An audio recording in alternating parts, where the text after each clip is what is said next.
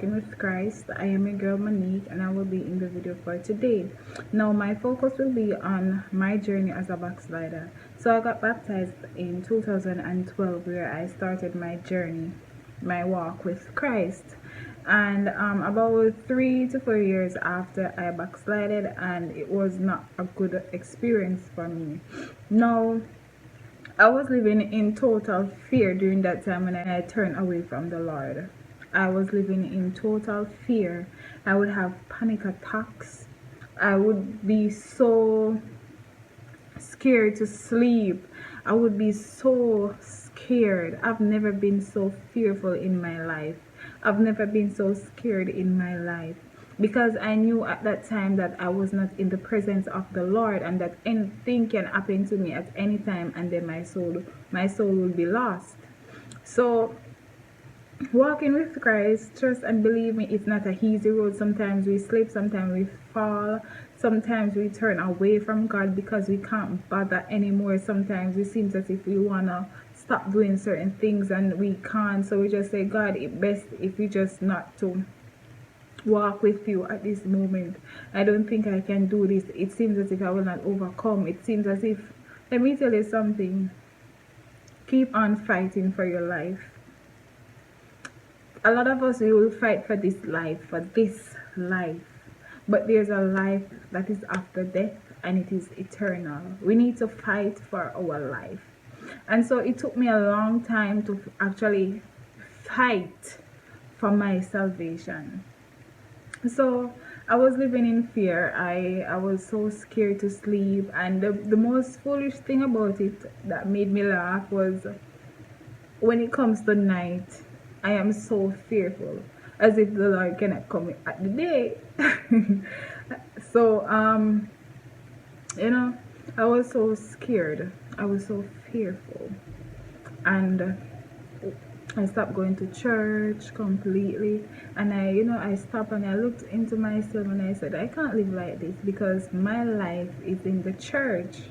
That's how I see myself. And I started going back to church, but I was still in my sinful ways. I did not surrender my life to God. I just started going back to church because I said that's the best place to be.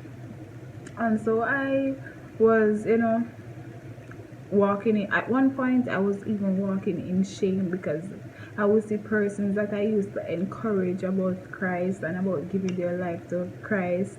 I would see persons that I would encourage them to walk with Christ, and they are now walking with Christ, and now I am not walking with Christ. So I was walking in shame at some point in my life, especially when I see those persons. I remember at one point there was a friend who texted. He said something to me. I can't remember what he said. And I cried that night. Because he was saying, yes, he said he looked up to me. He looked up to me when I was a Christian. He looked up to me so much, and I cried.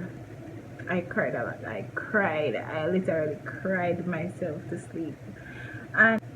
And as a Christian, there are always persons who are watching you, even when you think that you are not worth it, even when you think that you're not up to that standard for someone to look up to you. There's always somebody that is looking up to you. Not everyone is looking down on you. At least one person is looking up to you. So if you're doing bad, their person will look up to you, and if they're doing good, persons will look up to you also. But it's the best feeling to know that when you're doing something good and someone is looking up to you. So those times I was really walking in shame, because I turned away from God. I literally turned away from God. It was not a good feeling. And so I've tried so many times to go forward, to surrender my life to God, but it feels as if something was pulling me back. This has nothing to do with something physical. It was a spiritual force that kept pulling me back, because whenever you have purpose on your life, you're gonna have fight spiritually, and so the enemy will come up against you. in so many ways. Hey, I've tried so many things. I've tried to do so many things and they don't work because the enemy wants me to feel less of myself. I've tried I've tried so much things and they don't work. But guess what? The enemy wants to take my sanity. There are times my head would feel as if I'm gonna go crazy. I did not tell anybody all of these things that I was going through. There are times I feel as if I'm gonna go crazy. I have to give God thanks for the strength that He has given unto me, because if it had not been for Him, I would probably mad. And so I have to give God thanks for that. And so I surrendered my life to Christ again. I was talking to my sister on the phone and she said, you know what, give your life to Christ. Because I was telling her that, every time I tried, I keep going back, and I know it was a spiritual force. And she said to me, go and get baptized again. And I said no, I only believe in one baptism. She said, girl, go and get baptized again. I'm gonna get baptized again. So I texted my pastor. I thought she was gonna be hesitant about the situation because I've never really seen anyone baptized twice, and she was okay with it. So we made arrangements and we went to the riverside. Now I remember when I stand in the water. Yes, I was standing in the water and I looked up and I was like, what are you doing? And I said, you know what, I'm gonna do this anyways. And from I got baptized, I felt so different. And that force that used to keep pulling me back, it is no longer. That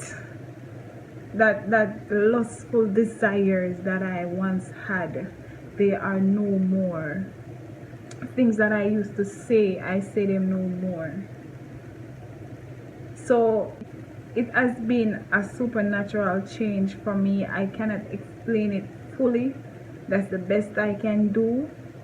But all I know is that I literally fight for my salvation. I fight for my salvation. I started to pray. I started to fast. I started to ensure that I am in church. I started to fight for myself, for my life, because I am the only one that is responsible for me. The pastor cannot save me. My mother can't save me. It has to be me. I have to make that choice for myself. Say, God, I need you in my life. Save me. So I made that choice and I am happy. I am so free. I feel so free. I feel so free. So if you know anyone that's run away from the faith, I am encouraging you, please, to share this video. And I pray that you will be strengthened by it, because there were times when I would see even persons backsliding. I would be so mad and I would be so sad, because I'm saying, you have no idea. You have no idea how hard it is to get back up when you turn away from God. So whenever you see someone is about to slip, someone is about to fall, or if someone has fallen, be the one to help them up, because you can fall at any time and you are going to need somebody. We all should be our brothers and sisters keepers. I pray that this message touched somebody's heart, and I pray that this message will encourage somebody's heart to keep going, keep pressing, keep it going. God bless you.